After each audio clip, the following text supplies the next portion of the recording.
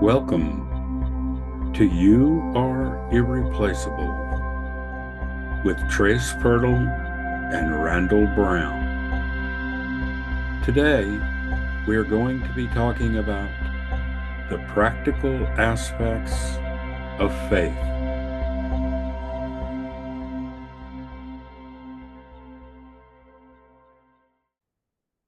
Hey, good afternoon, everybody. Trace and Randy coming to you again from beautiful Texas, United States of America, Earth.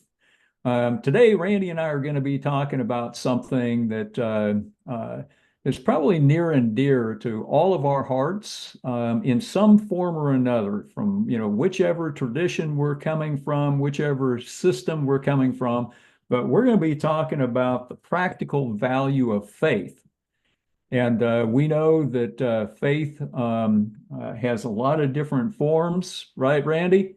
Yes. And we know that this topic, can tie into a lot of things that we see happening out there in the world today.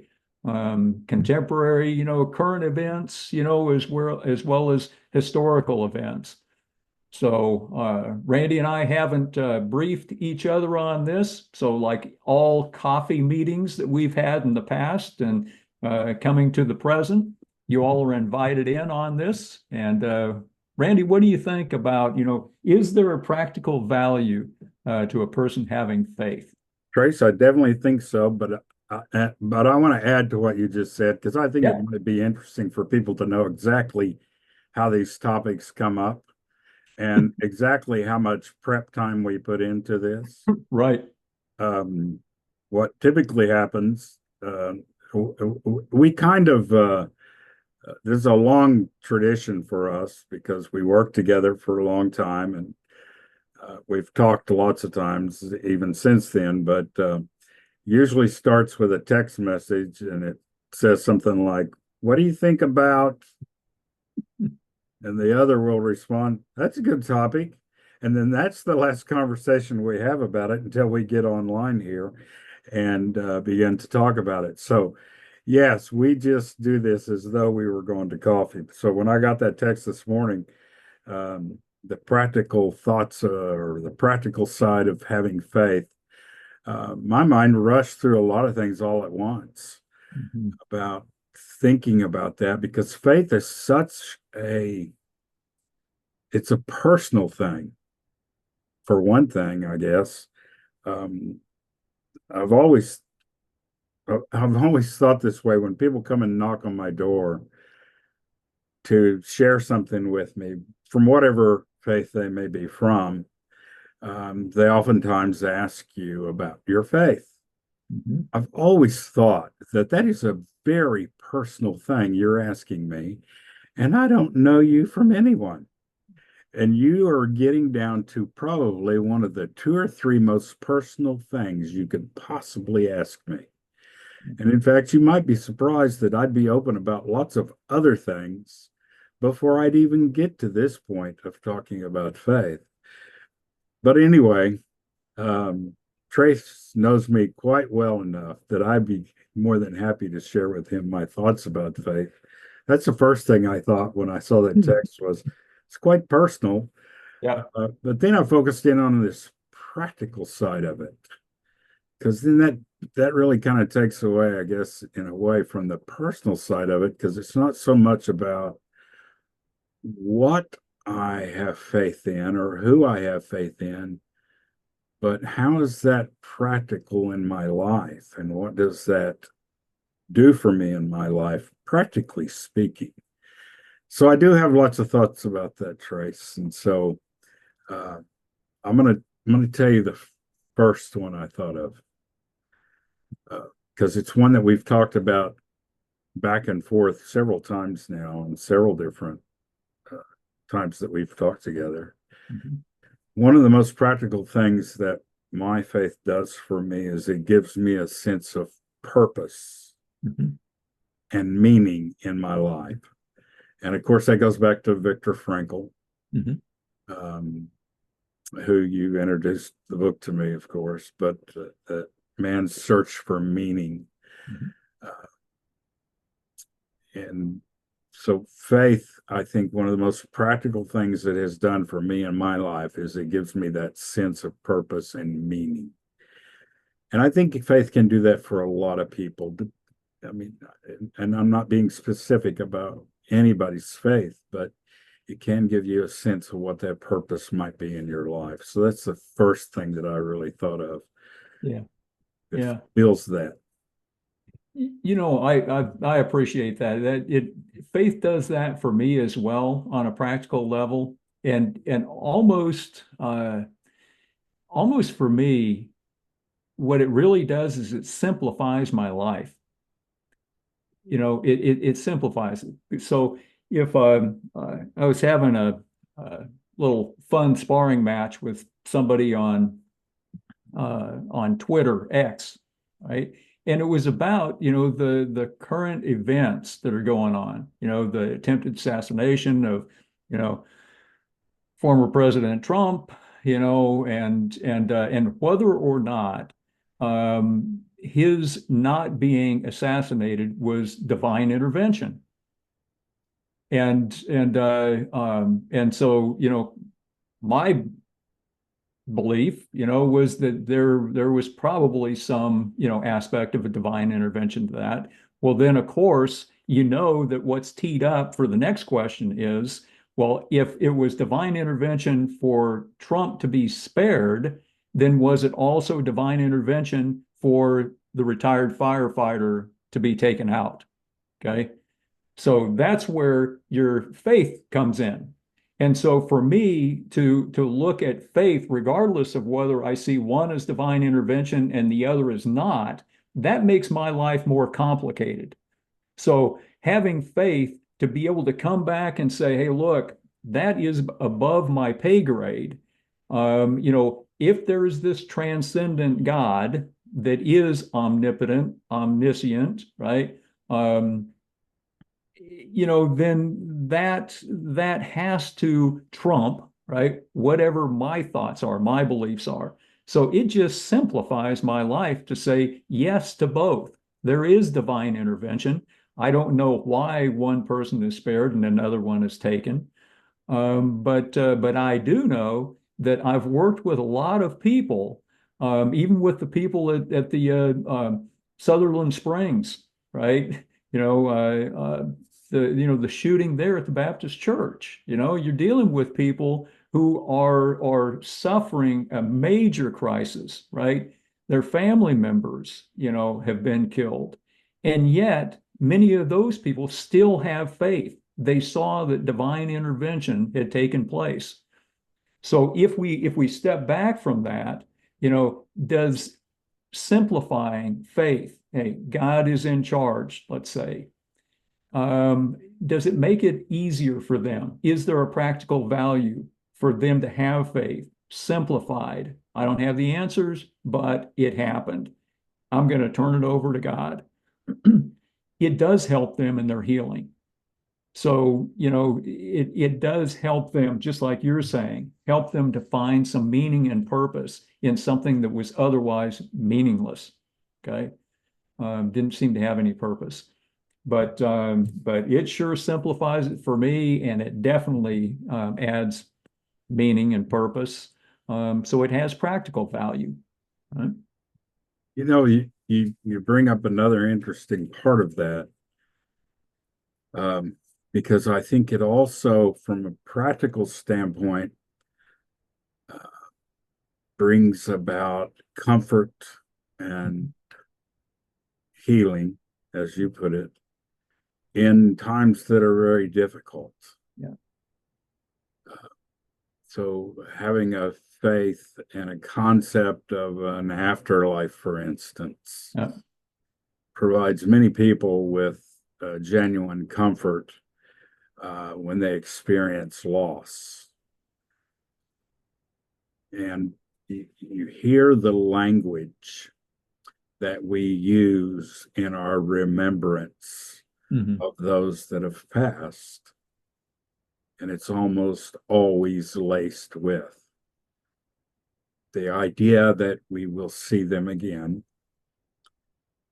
the ideas that they have crossed over, and we will join them at some point. But all of those are ideas of hope that provide for us during that period of time a measure of healing. You know, Trace, you and I have talked about this even with the passing of animals. Yeah. And I know I mentioned to you when I recently lost my old friend Summit, the dog, and I'd posted on Facebook about how important he was in my life. Uh, my Facebook feed began to fill up with something that I hadn't really seen all that much about, although I'd heard the term many times, but I kept seeing this Rainbow Bridge thing come up. Yeah. Yeah. And I didn't realize this was such an established concept that there was a thing called a Rainbow Bridge that dogs cross over and Yeah. then you get to go meet them later, or they Right. greet you when you show up at some point. I find that interesting, and I'm not not trying to establish any kind of theological point here. Really, I'm more rathering referring to the language and also referring to just that conceptual thing about how faith can give a person comfort. And whether or not I believe that Summit will greet me when I pass is not even really the point from a practical standpoint. The point to me is having that said to me, or having that thought, even that he may be conscious of me beyond this life, is somehow healing Yeah. and somehow provides some meaning to the fact that he seemed to be so present for so long Yeah. and then he's not. So for me, there is this real practical thing about how faith helps us to heal. And of course, it's even much more magnified when we lose a person in our life, a family member. Mhm. And I can't, like you, I can't help but reflect on the family of that firefighter who lost his life and think about how his family and his daughter in particular will process the loss of her father. And I know that for that family, and I just heard mentioned that they were people that attended church. So I'm Yeah. making an assumption here that they have a faith that they adhere to. Just making an assumption that will also provide for them. Their faith will provide some comfort for them in those moments that will be trying Yeah. over this next weeks and years to come when Yeah. they really think about the loss to that person and their family. So I I do think that you brought up another important point about how it really does provide for us comfort, even if it's just I don't know how to say that exactly, but you know how we never have the words to say when someone loses someone, Hmm. and Right. there are no words. And sometimes I find that's the best thing to say, Yep. or not to say anything, Yeah. because there aren't any real words that can. However, I do know that uh, I would rather someone say to me, I will pray for your comfort, Hmm. than to say nothing. Yeah. Right. Or I'd rather have one say to me, I can only imagine how this loss impacts you. I Yep. don't know what you say, but I do think that the faith there's a practical side to having that imagery Yeah. that faith builds into people about the non-permanence of death. Yeah. Yeah. And I think that is almost universal, Trace, in most religions. Right. I, maybe not all of them, but in most religions, there's this some concept of the non-permanence of death. Yeah. Either it's through resurrection or reincarnation. Hmm. or the joining of a spirit with God. There's some way that faith teaches that this human body is not the only thing there is about a person. Right. And as we're talking about this, and as I'm thinking about again the simplicity of having faith and the practical value, and then looking also at the meaning and the purpose. What we're doing with this podcast really is sort of a byproduct of that. If when we started talking about it initially, if we didn't have some degree of faith that doing this podcast might be helpful, not only for each of us, in extending the coffee hour, but would not only be helpful to us, but maybe somebody else out there. Maybe there's just one person in the 8 billion people that might hear something that we've said that they would find helpful. Well, if that's true, and if we actually have faith that that's true, then all of a sudden, getting past that magical 7 podcast episodes isn't a big deal, right? Because we've talked before, that's where most of them stop, because either they don't have anything else to talk about, or they lose interest, whatever it is. I think what is actually pulling us forward is something that is related to faith. But when it comes down to it, we have to have faith that if we just keep doing it, right? We just keep putting out these conversations, maybe somewhere, someone it will resonate with. But for me, that not only gives me a sense of meaning and purpose for why we're actually doing this, but it also simplifies my own schedule. So I know that one day out of each week on Thursday at 1 o'clock, with some variation in there, I know what I'm going to be doing, and it's hanging out, talking with you, and with the people that might be listening out there. So to me, it simplifies it. It gives me a sense of meaning and purpose. But I've got to have faith that there is some value in what we're doing, that actually does transcend just a coffee shop, kind of conversation between two old professors, retired, still active duty, right? But it's man, I think there's really a very practical side that doesn't have to be existential, right?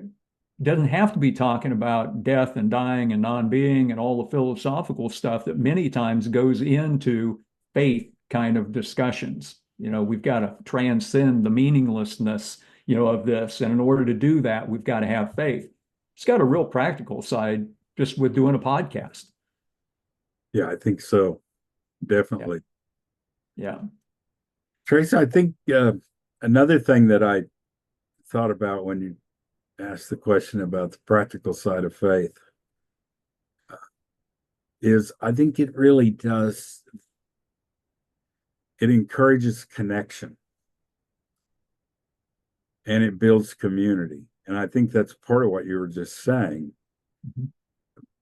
Because of partially it drives people together Mhm. with shared commitment and responsibility and sense of purpose.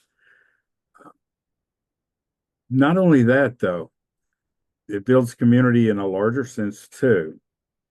Um, for instance, you know, we're building a community of people who think about you are irreplaceable, Mhm. thinking about how each one of us is a person whole, total, and important Right. to this world. And that word irreplaceable genuinely means there is none like us. Yep. No one can fill those shoes. Uh, the world cannot go on the same without that person. Right. It will be diminished immensely, Yep. changed forever without that person there. Uh, so we're building that community partially built on that faith. And I think that's another thing that faiths in general do is they build community. And Hmm. then they also build this sense of belonging. Right. And, we talked recently about the logo walk. Hmm.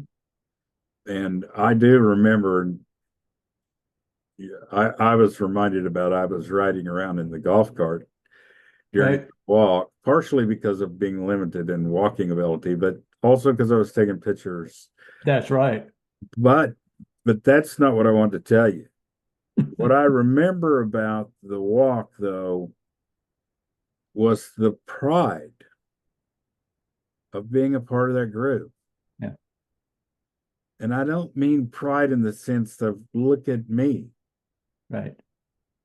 I mean pride in the sense of I'm part of something that's important, Yeah.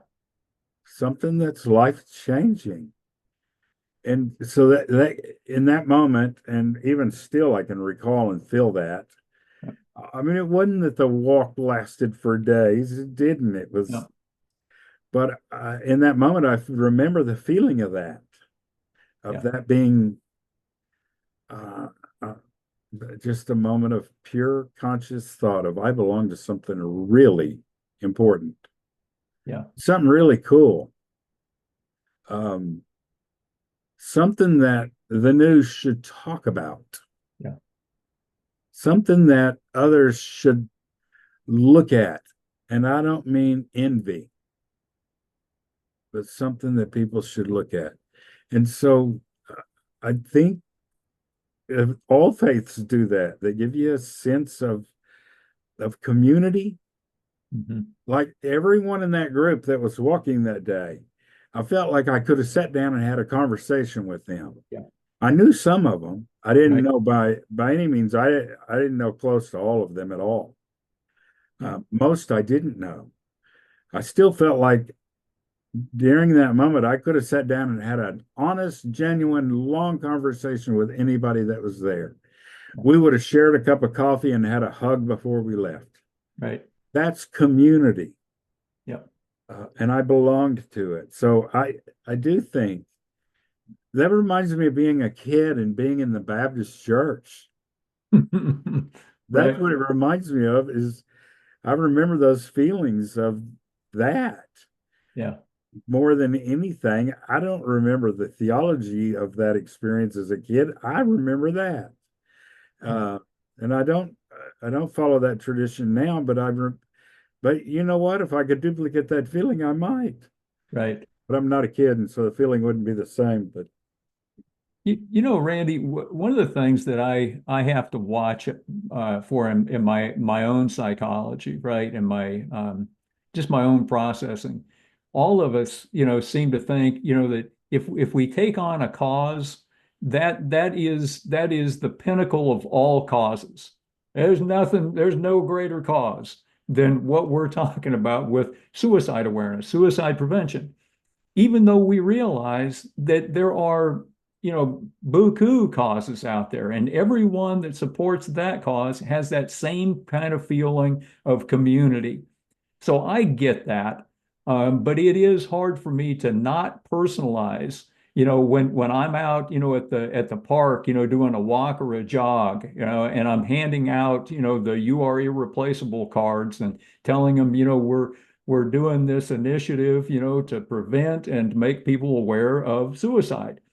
Well, of course, I expect everybody to just say, well, of course we want to be part of this, you know?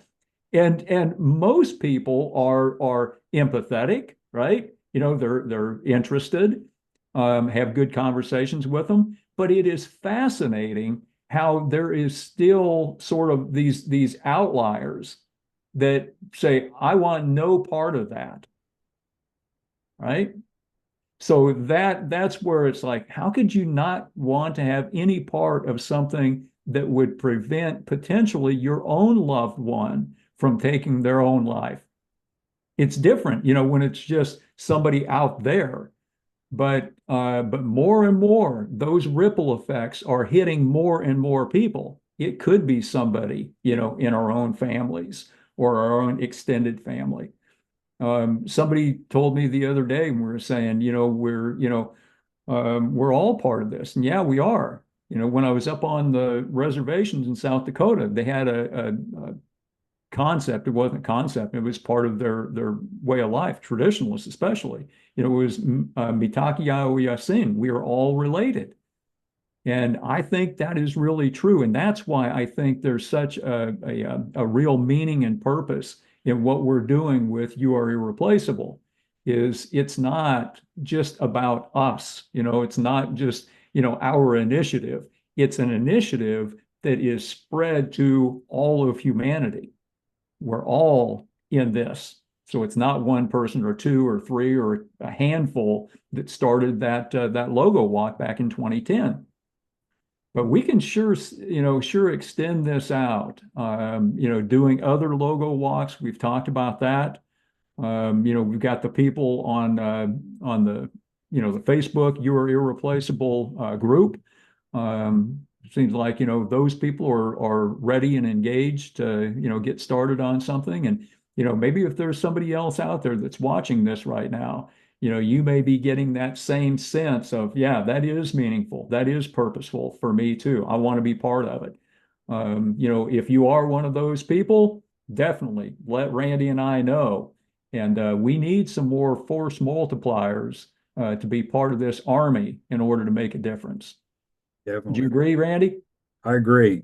And Trace, I was thinking about on Nomads of the Noetic. Yeah, There's not a better place to get out there and be mystical than exactly. to think about um, really how to help people come back to the space Yeah, uh, where we all meet.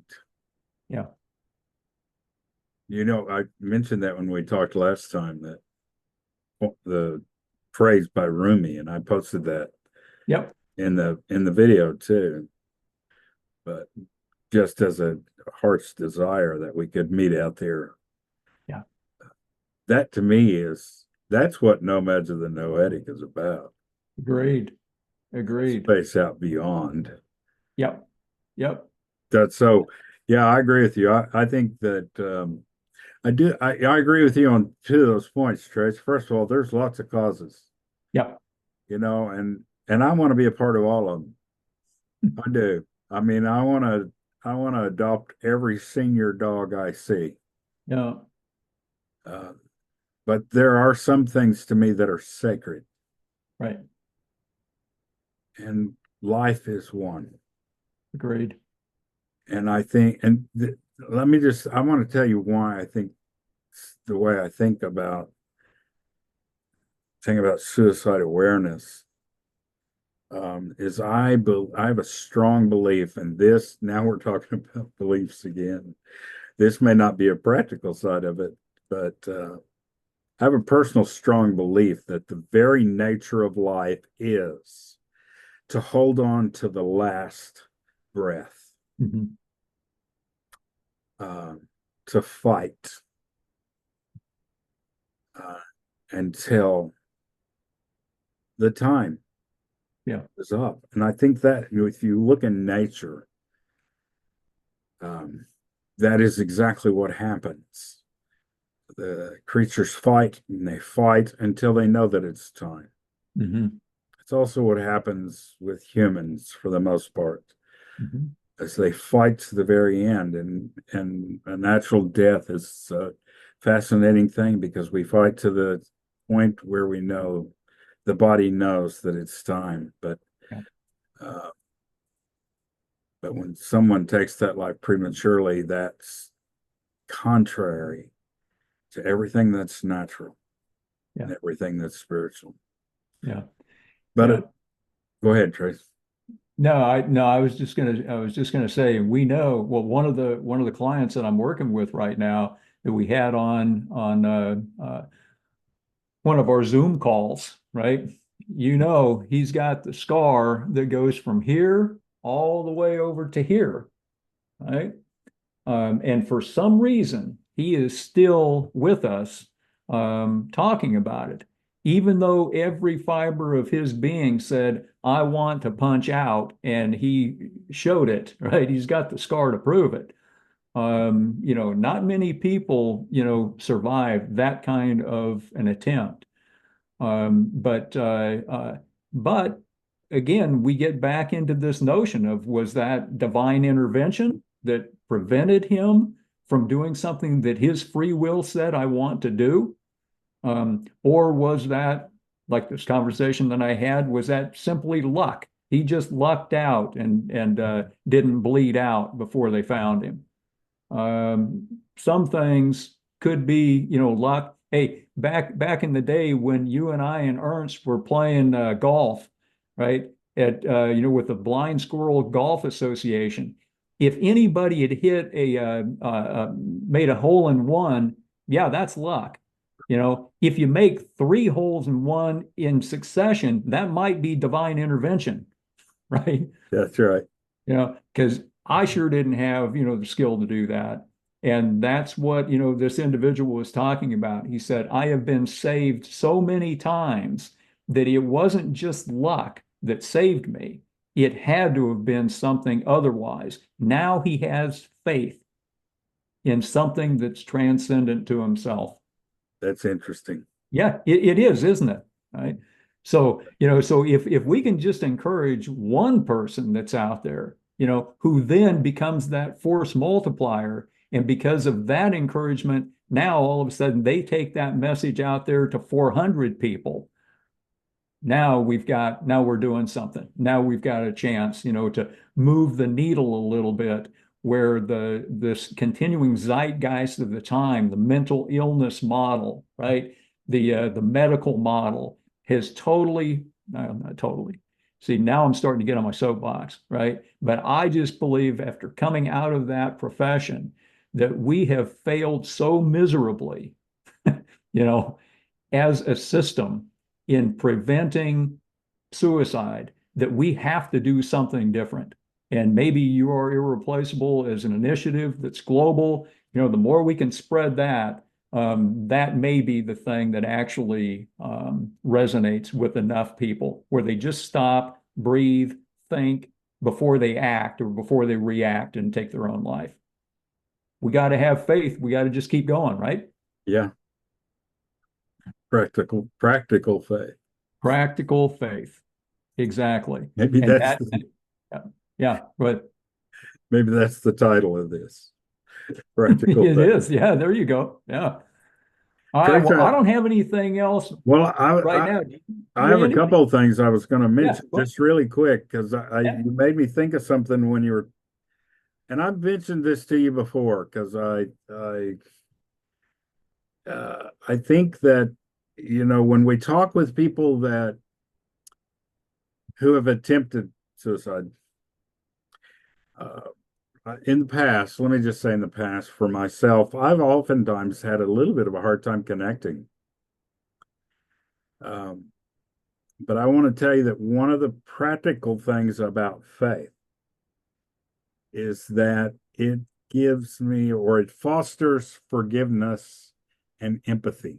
Yeah. And it practically gives me the opportunity to seek understanding of another person Mhm. who hasn't lived the life I have,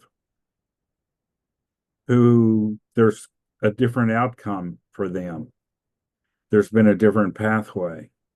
And Mhm. I'm not here to understand their pathway. That's not my job. I'm not here to judge their pathway. I may be here and I may have connected with them to assist them along their pathway, or maybe they're here to assist me. Right. But it's not a thing about judgment, it's a thing about understanding and empathy towards each other and making that connection. So that's another, to me, that's another thing about practically about thinking about that. And you bringing him up and thinking about his attempts. Um, I I have much to learn And maybe that's a practical thing that faith ought to teach anybody is that, oh, I don't know, Right. and I need to learn from you. And Yeah. so maybe that is something that a practical side of faith that I think about anyway quite a bit is I think about how much I don't know Yeah. and how much others can teach me. Agreed. And Agreed. and I also think about how that makes my life different when I allow that to happen. Yeah. So Yeah. Yeah, see, we could continue on, with this because one thing sparks another idea and another and another and another. But maybe now my truly last comment for this particular episode is just what you're saying. It simplifies my life when I know that there's somebody like you that's out there, right? I can learn from you. And then you and I learn from someone else that's out there. Maybe part of Nomads of the Noetic, maybe part of You Are Irreplaceable, maybe it's a combination, or there's somebody else that we don't even know right now that we're on that collision course with, right? In good ways. So it simplifies things by recognizing that I don't have all the answers, you don't have all the answers.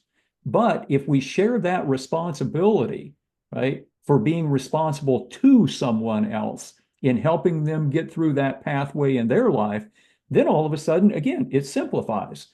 I don't have to feel like I'm carrying, the entire weight on my shoulders of everyone's, thought, the suicide ideation or their attempts. I don't have to shoulder all that burden. Now we've got other people in the army, other force multipliers that are there that we can count on. So I appreciate you being there, Randy, and I appreciate anybody and everyone else out there that wants to be part of this. Thanks to You Are Irreplaceable, Facebook group. Thanks to Nomads of the Noetic Facebook group and everybody else. So that's my last comment, Randy. but I'm ready. All right, I sounds say good. many blessings to all. Adios, everybody. Take care. Blessings.